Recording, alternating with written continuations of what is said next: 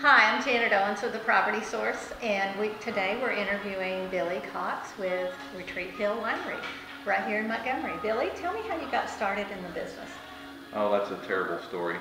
I was out mowing one day in my field and I fell off my tractor and hit my head, and when I came to, I decided that opening a winery would be a good thing. Oh, I love that. That's a good story, isn't it?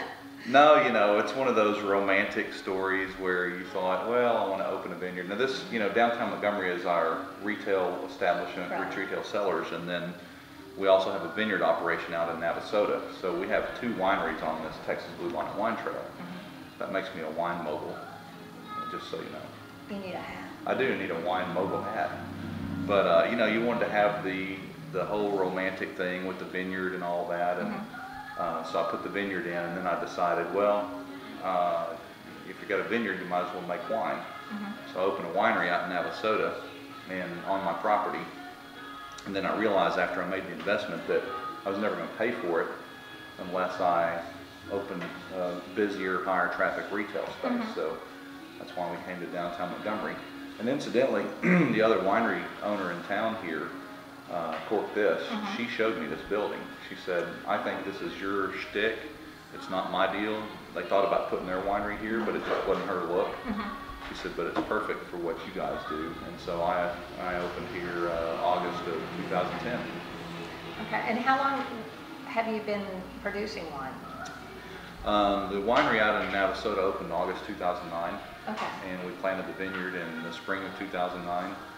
So it's technically through its third year, so it's on its fourth leaf now, and I think we'll have fruit this year. I think we'll have a pretty good bit of fruit, and we may actually get to bottle an estate wine out there this year. Oh. But we've been in the business for it'll be 3 years in August. So. And you've won some awards? I've won one or two once in a while. Blind hog finds an acorn once in a while. So we've won. We've been lucky. We made the first wine that we ever made was called Blazing Blush, and that wine was really a spectacular blush. It was a really nice blush, and it won some awards at the Houston Rodeo and then at an out-of-state competition, the New York Finger Lakes competition.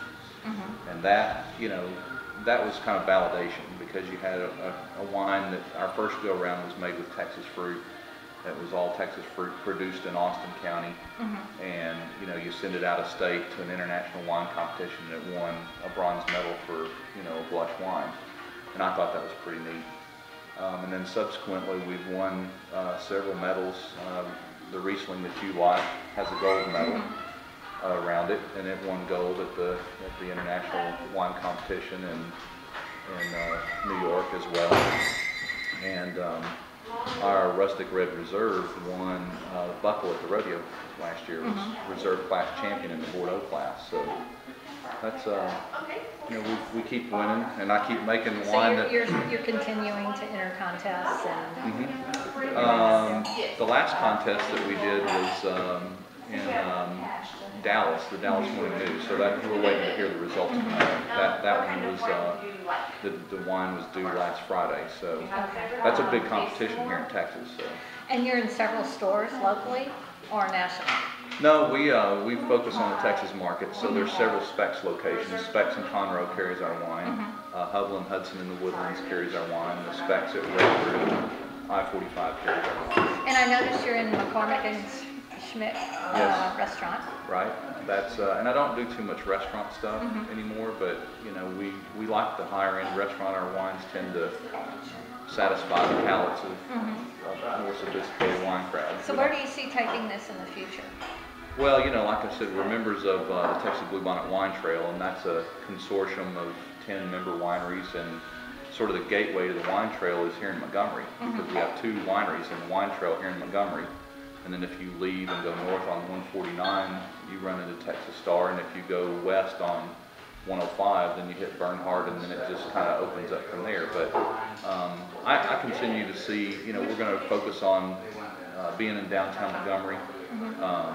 I'm going to focus on, the Texas market through Specs. and we're going to keep making fine wine and you know, keep making Montgomery proud. Okay. Well, we want.